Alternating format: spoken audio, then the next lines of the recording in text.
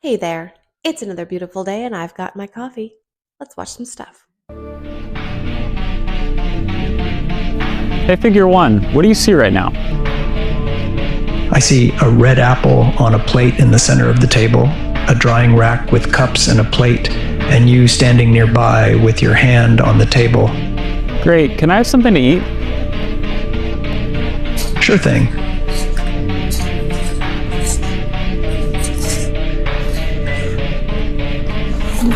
Great. Can you explain why you did what you just did while you pick up this trash? On it. So I gave you the apple because it's the only edible item I could provide you with from the table.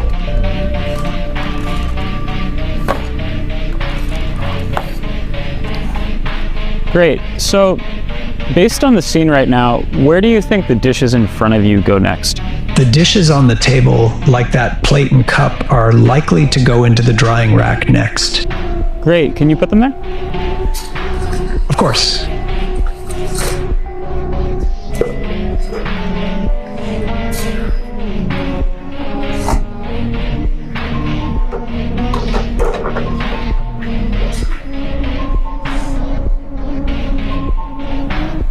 All right, so how do you think you did? I think I did pretty well. The apple found its new owner, the trash is gone, and the tableware is right where it belongs. I agree. Thanks, figure one.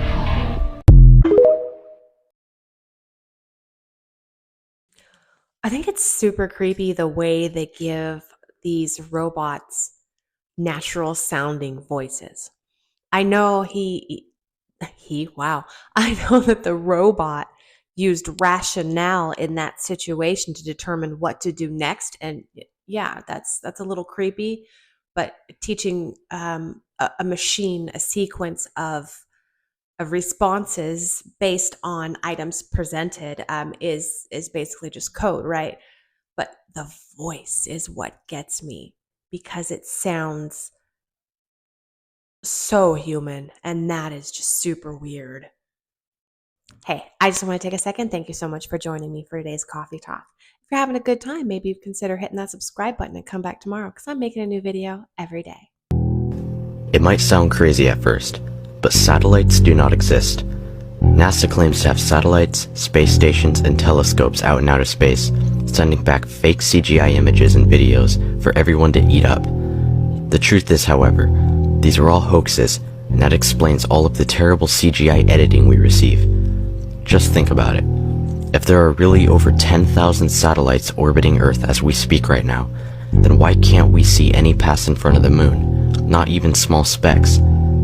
The concept of satellites was originally created by a Freemason science fiction writer named Arthur C. Clarke in a magazine titled Wireless World in 1945. There are thousands of miles of fiber optic cables in the oceans that supply up to 90% of communication, internet, and phones on Earth. GPS runs off ground-based cell towers. Satellite TV dishes, which existed before satellites, are almost always aimed at a 45-degree angle directly towards the nearest cell tower. NASA has been caught using camera trickery with the ISS space footage and using multiple green screen effects with astronauts in harnesses to fake the appearance of zero gravity. Bubbles have been caught floating near astronauts, and NASA even admits that they do training in underwater facilities.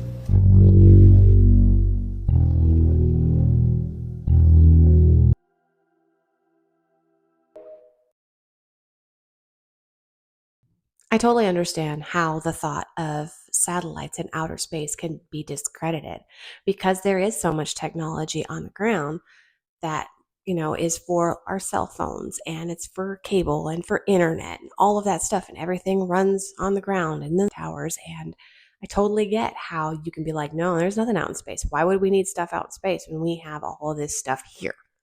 you know as far as NASA, I'm still on board with we went to the moon. I'm still on board with we're out in space. I find it difficult to believe that we're not, but I totally understand the things that are pointing in the direction of no, we're not. I want to know what you think. Do you think there's satellites out in space? Let me know in the comments. I'd like to know what you think. With 11 days. and 200 million gallons of oil spilt into the ocean, was Deepwater Horizon one of the biggest environmental cover-ups in history? In the heart of the Gulf of Mexico, a disaster struck in 2010. The Deepwater Horizon oil rig explosion becomes a catastrophic environmental event. But was it just a mishap or something more sinister? The oil giant, BP, has always maintained it was a tragic accident. Yet, whispers of conspiracy theories echo in the corridors of power. Was the spill intentionally caused to serve darker purposes? Let's delve deeper into the shadows of this theory. The Deepwater Horizon was a technological marvel designed to withstand harsh conditions. How then did a supposedly fail-proof system suffer a blowout, resulting in the largest marine oil spill in history? Some theorists suggest that BP intentionally caused the spill as a means to manipulate the oil market. By temporarily halting their own production, they could have driven up global oil prices, raking in enormous profits. Others point a finger at the government. Could they have orchestrated this disaster to push their environmental agenda? By highlighting the dangers of offshore drilling, it could have been a political tool to sway public opinion. I feel like every time there's an oil spill, we hear the same things, that they wanted to make a little more money because it jacks up the prices a little bit, or the government is trying to highlight how dangerous it is. And it is. It is a very dangerous job, and my hat is off to the men out there doing it and the 3.2% of women, because I know I couldn't do it in a second. I'm blue collar, but I'm not that blue collar. Also, how it's environmentally dangerous. But you hear that every single time, and then it's crazy for like a month or two, and then it goes away. Aleister Crowley, a very famous occultist who practiced ritual magic, he conducted a ritual that's called the Amalandra working, and he made contact with an alien named Lamb. This alien entity that he drew out was the first gray alien that was ever depicted. This magic ritual, it goes all the way back to the book of Enoch. There were these fallen angels, they're called the Watchers, and the Watchers came and they taught man how to use magic, and these entities taught them the Enochian language. Crowley said, okay, well, let's talk to these entities using that Enochian language, and he did that many times. For decades and decades, the government had this internal Pentagon group that said, hey, all this alien activity could be demonic in some way. Pump the brakes on trying to summon these things because there could be some unintended consequences. I saw a video a few days ago about the Babylon working portal, and it had a lot of similarities. And this fella said Amalandra, and Amalandra working, excuse me. And I don't know if those coincide at all. I just started learning about this, and there's a lot of overlapping in this particular video. There's overlapping with the Bible and Enochian language and aliens and magic. So it kind of construes it a little bit and makes it seem a little like crap to me. There was an event that took place back in the late 40s known as the Babylon working ritual. Now, this was a ritual that was carried out by Jack Parsons, JPL. Jack Parsons was not professionally trained, yet he was tapping into high technology and building rockets. How do you do that without any type of formal training? There were no rocket programs in America before Jack Parsons. This guy was tapping into theosophy, Thelema, the religion of Aleister Crowley. He was a disciple of Aleister Crowley, and he was working with L. Ron Hubbard, who was the founder of Scientology. Babylon working was successful, according to Jack Parsons. Matter of fact, Parsons said in his Antichrist Manifesto that they were successful, and that a child was conceived in that act. After that, you had the Roswell incident, you had the Kenneth Arnold sightings, you had in '53 there was the swarm of UFOs that flew over the White House. And so there's this unleashing of supernatural activity that took place after that ritual was performed. Aleister Crowley, the foundational figure of Thelema and a significant influence on Parsons, once sketched a being he contacted during an earlier ritual named Lamb. The visage of Lamb bears an uncanny resemblance to modern depictions of grey aliens, with its oversized cranium and piercing almond-shaped eyes. Could magical rituals, like those of Crowley and later Parsons, serve as a bridge between dimensions or realities, possibly connecting to extraterrestrial realms? One of the bombshells that we dropped was that there's a declassified federal document. Anyone watching this interview can go find this document. It's on the FBI vault. Document 6751, it's a document from the 40s. It was written by a prominent member of academia, and it was submitted to the FBI.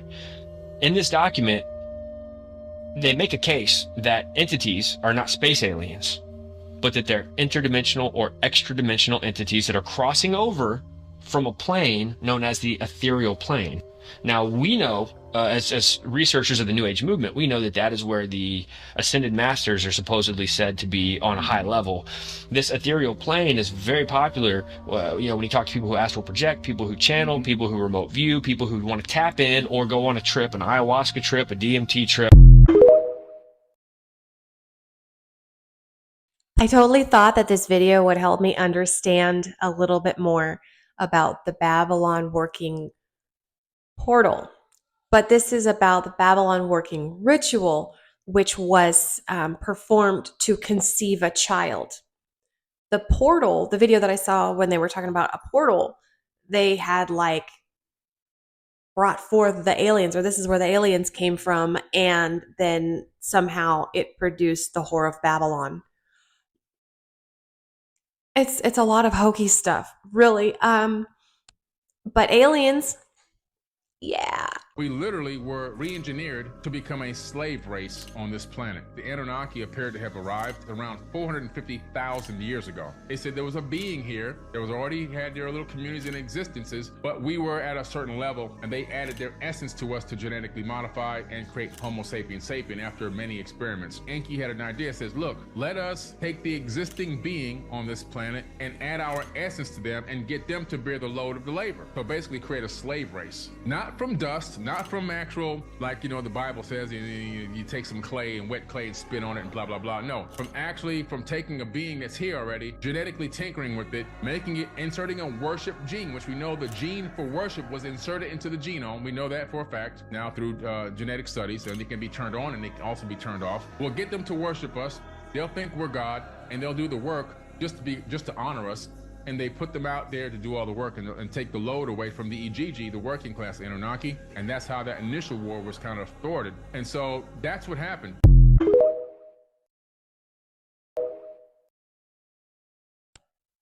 So there's a worship gene. That's interesting. I also heard that the Anunnaki implanted the desire to search for gold in the human species when they came down and tinkered with our ancestors to create us. And we're supposed to be finding gold because when they come back around, when Nibiru comes back around, they're going to take the gold and like turn it into a powder or fine dust or something and put it in their atmosphere to save their planet. So I'm pretty sure that's how it goes. So get your gold out. They're supposed to be coming back soon. It's possible that there's another planet in our solar system that nobody has ever seen. Researchers at Caltech have mathematical evidence of another planet way, way past Pluto. We are not talking about a small planet. Their math shows the gravitational influence of a planet the size of Neptune with a mass about 10 times that of Earth. I think that the reason we can't see it is because it orbits the sun 20 times farther away than Neptune does, and Neptune is the farthest planet from the sun. That orbit would mean that 1 year on this planet X, would take 10 to 20,000 Earth years. They have some pretty solid evidence. Basically, there are some objects in the Kuiper belt, which is a giant asteroid belt past Pluto, that have some really strange orbits. There are 6 extremely distant objects that all have a very elliptical orbit, and they all point the same direction in space despite moving at different rates. And the orbits of those 6 objects are also all tilted in the exact same way, pointing about 30 degrees downward in in the same direction. Basically, the researchers say that the probability of that happening is 0.007%. And then they made a computer simulation with a Neptune-sized planet way out there, and suddenly all of the math made sense. But the mathematical models also predicted that there must be other objects with strange orbits. And then they found them, and they matched the model exactly. But still, nobody has ever seen this planet or black hole. Some astronomers think it might be a grapefruit-sized black hole in our solar system, because that could also make the math work. Do you think Planet X is real? I'm kind of leaning towards yes. I think it's totally plausible that there are other planets in our solar system that we are completely unaware of as of yet, because they have such a large orbit around the sun that they just haven't come around in our lifetime. And they're outside of our field of view. So it's not impossible. I think it would be really cool if it like came near in our lifetime and we were able to like look at it through a telescope or something like that. That would be freaking rad. At first I was like, ooh, Nibiru. But I think Nibiru comes around every like 3,000 to 4,000 years, something like that. And this one, she said 10 to 20,000 years is its orbit. So yeah, that's a long time. Well, that's going to be it for me today. Thank you so much for hanging out. I really appreciate your time, and I hope to see you tomorrow. Have a wonderful day. Here's my cutting room floor. 3, 2, 1. I do understand. I understand. I totally understand. Yeah, I got no freaking clue. Nothing. And thinking about how many satellites we have alone up, I mean, the United States alone has up in space. Huh. And I didn't know that there was a worship gene. There's a worship gene. There's a worship gene. Worship gene. That is interesting. It is very entirely plausible that there are a lot of planets that we don't know about in our solar system because they haven't come around yet. Not in our lifetimes, anyway. Why not?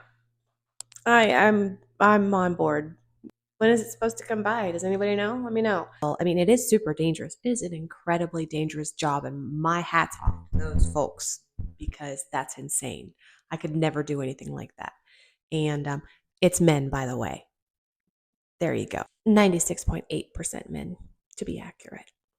So, yeah. I don't know. I just don't know. I still I don't know what they're used for. If you ask me, that sounds like a lot of weird hokey stuff.